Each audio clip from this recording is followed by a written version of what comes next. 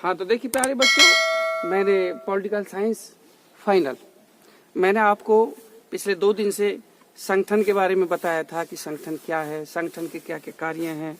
पद सोपान के बारे में बताया था, पद सोपान क्या है, पद सोपान की परिभाषा क्या है, पद सोपान किसे कहते हैं, है क्या पद सोपान। तो इसी से संबंधित जो कुछ बोर्ड में पूछे जाने वाले प्रश्न हैं उनके बारे में मैं आपको बताने जा रहा हूँ। बहुत ज्यादा अति महत्वपूर्ण है। वो कौन कौन से अति महत्वपूर्ण हैं? जैसे निश्चित व्यक्ति समूह द्वारा निश्चित उद्देश्य की प्राप्ति हेतु किए जाने वाले कार्यों को संगठन कहते हैं। यह किसने कहा? देखिए फिर से समझ लीजिए, प्रश्न को समझना बहुत ही जरूरी है। निश्चित व्यक्ति समूह द्वारा निश्चित उद्देश्य की प्राप्ति हेतु किए जाने वाले कार्य को संगठन कहते हैं। यह किसने कहा? तो देखिए ये किसने कहा? इसमें मेक फारलैंड ये कहा था। निश्चित व्यक्ति समूह द्वारा निश्चित उद्देश्यों की प्राप्ति हेतु किए जाने वाले कार्य को संगठन कहते हैं। ये किसने कहा था? मेक फारलैंड। दूसरे क्वेश्चन पर मैं आपको लेकर के चलता हूं। निम्नलिखित में से कौन से विद्वान ये मानते हैं कि प्रशासनिक संगठन के सिद्धांत होते हैं? तो देखिए नंबर ए में लिखा है, नंबर 1 पर हेनरी फेयोल, नंबर 2 पर लूथर गुलिक, नंबर 3 पर उर्ब्रिक। अर्थात कहने का मतलब है इन तीनों ने ही। तो चौथे पॉइंट पर हम निशान लगाएंगे कि इन तीनों ने ही कहा था कि निम्नलिखित में से विद्वान ये मानते हैं कि प्रशासनिक संगठन के सिद्धांत होते हैं। आगे लेकर के चलता हूं आपको प्रश्न नंबर 3 पर। निम्नलिखित में से कौन सा संगठन का आधारभूत तत्व नहीं है?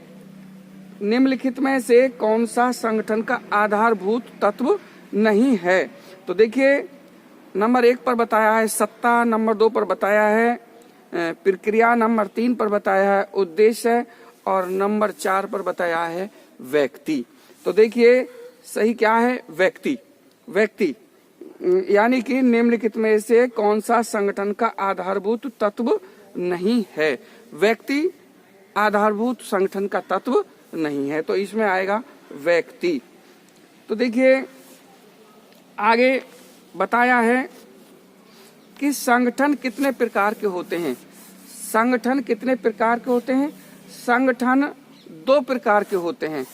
संगठन कै प्रकार के होते हैं? संगठन 2 प्रकार के होते हैं। अगला प्रश्न देखिए, हेनरी फेयोल ने संगठन के कुल कितने सिद्धांत बताए हैं? 14 बताए हैं। कितने बताए हैं?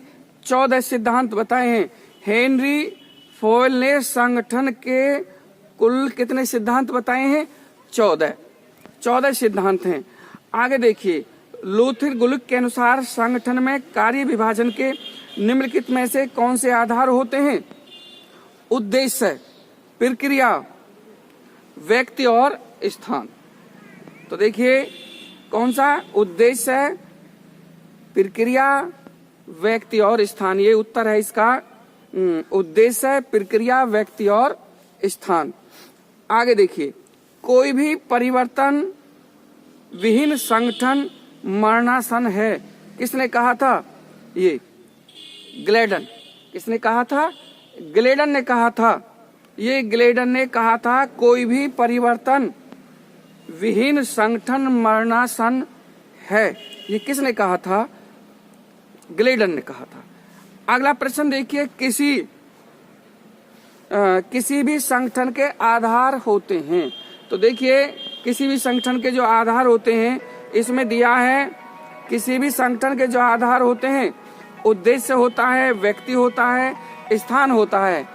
अर्थात ये सभी, इसका मतलब क्या है? इसमें यही सही है कि ये सभी होते हैं क्योंकि संगठन के जो आधार होते हैं उद्देश्य भी होता है, उद्देश्य भी होता है, व्यक्ति भी होता है और स्थान भी होता है। जब भी कोई हम संगठन तैयार करते हैं तो उसका एक उद्देश्य जरूर होगा, और जब उद्देश्य होगा तो उस उद्देश्य के लिए व्यक्ति भी जरूर होगा। जब उद्देश्य और व्यक्ति दोनों होंगे तो उसका एक क्या होगा, एक स्थान भी हमें निश्चित करना होगा। इसीलिए क्या है, ये सभी उत्तर सही होगा, ये सभी। आगे है दो या, अगला प्रश्न देखिए, दो या अधिक संभावित विकल्पों में से एक व्यवहार्य विकल्प को चुन लेना ही निर्णय लेना है। यह परिभाषा किसकी है? जी.आर. टेरी। किसकी परिभाषा है? जी.आर. टेरी की परिभाषा है। आगे देखिए अगला प्रश्न, अनौपचारिक संगठन के बारे में कौन सा वक्तव्य सही नहीं है? तो देखिए अनौपचारिक संगठन के बारे में कौन सा वक्तव्य सही नहीं है, तो इस संदर्भ में मैं आपको बता रहा हूं कौन सा सही नहीं है। तो देखिए इसके चारों उनको देख लीजिए विकल्पों को, ताकि ये सटीक उत्तर पता पड़ जाए कि वास्तव में ये सही है। नंबर 1 में कहा है ये सदस्यों की सामाजिक आवश्यकता को पूरा करता है। नंबर 2 पर कहा है यह अंगूरी लता को भांति संचार का अच्छा साधन है। नंबर 3 पर कहा है यह वह संगठन है जिसका विवरण चार्ट और नियमावली में दिया जाता है। और नंबर 4 पर है यह अपने उद्देश्यों को मनोवैज्ञानिक सांत्वना प्रदान करता है। तो सही इसमें कौन सा है? सही यही है कि यह वह संगठन है जिसका विवरण चार्ट और नियमावली में दिया जाता है या दिया रहता है। तो ये सही है इसका उत्तर। ये आगे देखिए, संगठन के विभिन्न सिद्धांत से कौन सा विचारक सही रूप में है? मानव संबंधी सिद्धांत। कौन सा सही है? मानव संबंधी सिद्धांत। नंबर अगला देखिए, अगला प्रश्न देखिए, उद्देश्य, प्रक्रिया, व्यक्ति और क्षेत्र संगठन के ये 4 आधार बताए हैं। तो देखिए ये संगठन के 4, यानी कि नंबर 1 पर हर्बर्ट साइमन ने, नंबर 2 पर गुथिर गुलिक ने, नंबर 3 पर मूने ने, नंबर 4 पर बताया है जेडी मूनी ने, E.H. ग्लेंडन ने। तो इसका जो उत्तर सही होगा गुथर गुलिक। आगे देखिए अगला प्रश्न, निम्नलिखित में से कौन सा औपचारिक संगठन का गुण नहीं है? अनौपचारिक संप्रेषण में बाधा। उत्तर ये सही है इसका, अनौपचारिक संप्रेषण में बाधा। संगठन के सिद्धांत के संबंध में निम्नलिखित कौन सा सत्य है? देखिए ऐसे सत्य हैं जो सिद्ध माने गए हैं और जिन पर विश्वास किया जा सकता है। अगला, लूथर गुलिक ने संगठन के कितने सिद्धांत प्रतिपादित किए हैं? 7। कितने सिद्धांत प्रतिपादित किए हैं? 7 सिद्धांत प्रतिपादित किए हैं लूथर गुलिक ने। अगला प्रश्न, संगठन का प्रथम सिद्धांत समन्वय है। ये किसका कथन है? फेयोल का है। किसका कथन है? ये फेयोल का है। फेयोल ने कहा था ये कि संगठन का प्रथम सिद्धांत समन्वय है, ये फेयोल ने बताया था। आगे देखिए, निम्नलिखित में से कौन सा अनौपचारिक संगठन की विशेषताएं हैं? सत्तात्मक प्रकृति, पद सोपानीय ढांचा, विवेकीय व अवैयक्तिक मूल्य। इसका मतलब क्या है? ये सभी ठीक हैं। तो चौथे विकल्प में आ जाएगा ये सभी। आगे देखिए, लूथर गुलिक के अनुसार निम्नलिखित में से कौन सा संगठन का आधार नहीं है? अनौपचारिक संगठन। आगे देखिए, अनौपचारिक संगठन की विशेषताएं हैं पद सोपानीय ढांचा, विवेक व अवैयक्तिक मूल्य, सत्तात्मक प्रकृति, अर्थात ये सभी। तो सही यही है इसका आंसर, ये सभी। ये तीनों ही क्रियाएं काम करती हैं, तीनों ने ही इन्होंने अनौपचारिक संगठन की विशेषताएं हैं ये। क्योंकि औपचारिक संगठन की विशेषताएं पद सोपानीय ढांचा भी है, विवेकीय एवं अवैयक्तिक मूल्य भी है, और सत्तात्मक प्रकृति भी है। आगे देखिए, संगठन और प्रणाली के कार्य हैं अनुसंधान और विकास, अनुसंधान और विकास, छानबीन, प्रकाशन, अर्थात ये सभी संगठन की जितनी भी प्रणाली हैं ये अनुसंधान और विकास भी है, छानबीन भी है और प्रकाशन भी है, ये सभी हैं इसमें जो है। आगे देखिए, संगठन में सोपानों की संख्या निम्नलिखित सिद्धांत से निर्धारित होती है। तो देखिए इसका मतलब क्या है, नियंत्रण का विस्तार क्षेत्र। तो देखिए संगठन में सोपानों की संख्या निम्नलिखित सिद्धांत में निर्धारित होती है। उत्तर लिखिए इसका, नियंत्रण का विस्तार क्षेत्र। आगे देखिए अगला प्रश्न, पदसोपान का शाब्दिक अर्थ है श्रेणीबद्ध प्रशासन। उत्तर में लिखेंगे आप श्रेणीबद्ध प्रशासन। अगला देखिए अगला प्रश्न, निम्न स्तर पर उच्च स्तर का शासन अथवा नियंत्रण से अभिप्राय है। उत्तर में लिखिए पद सोपान, पद सोपान। आगे ये किसने कहा कि संप्रेषण का मूल समान विषयों पर मस्तिष्कों में मेल व स्थायी करना है। टीड ने, किसने कहा था, टीड ने कहा था। आगे देखिए, भव्य दृश्य संचार का उपकरण है टेलीविजन। देखिए श्रव्य दृश्य संचार का उदाहरण है टेलीविजन। टेलीविजन प्रशासकीय कार्यों पर न्यायिक नियंत्रण के सिद्धांत का प्रतिपादन करता है। उत्तर में लिखिए कानून का शासन। किसका है, कानून का शासन। आगे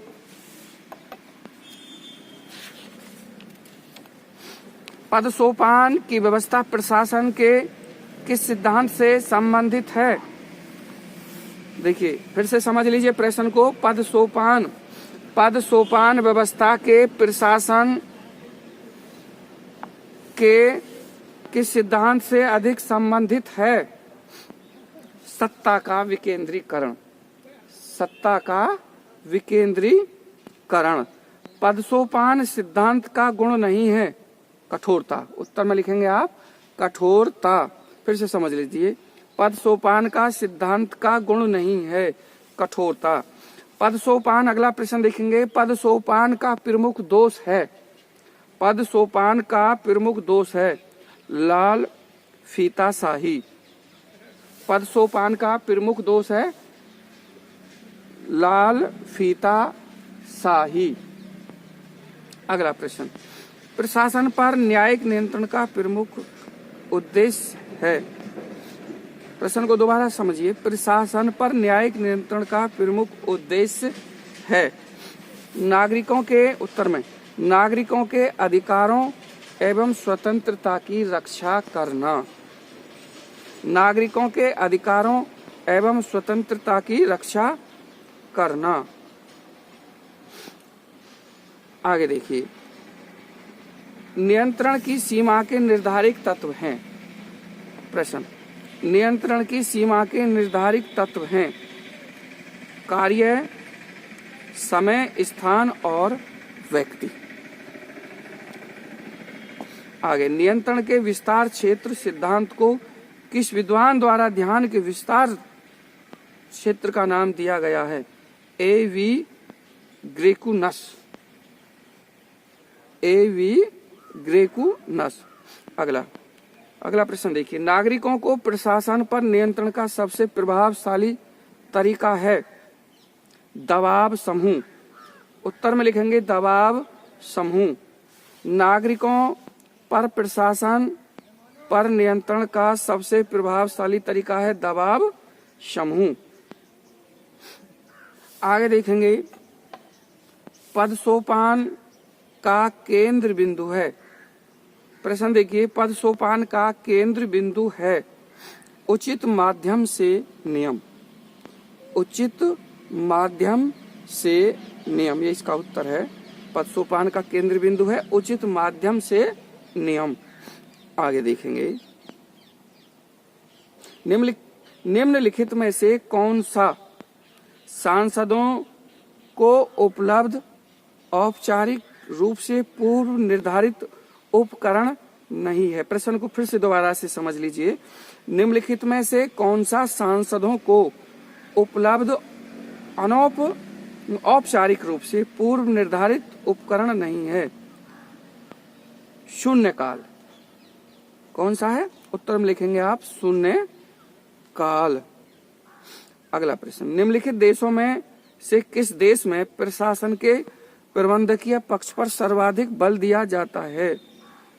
देखिए फिर से समझिए प्रश्न को। निम्नलिखित देशों में से किस देश में प्रशासन के प्रबंधकीय पक्ष पर सर्वाधिक बल दिया जाता है? अमेरिका। कौन सा देश है? अमेरिका। उत्तर में लिख लीजिए अमेरिका। लोकतंत्र में प्रशासन पर लोक नियंत्रण का सबसे प्रभावशाली यंत्र है। फिर से प्रश्न को समझ लीजिए। लोकतंत्र में प्रशासन पर लोक नियंत्रण का सबसे प्रभावशाली यंत्र है सतर्क जनमत। उत्तर में लिख लीजिए सतर्क जनमत। आगे देखिए, जनव्यय पर संसद नियंत्रण करती है। जनव्यय पर संसद नियंत्रण करती है। उत्तर में लिखेंगे नियंत्रक तथा महालेखा परीक्षक के माध्यम से। देखिए उत्तर को फिर समझ लीजिए, प्रश्न को भी समझें उत्तर को भी। जनव्यय पर संसद नियंत्रण करती है, नियंत्रण तथा महालेखा परीक्षक के माध्यम से।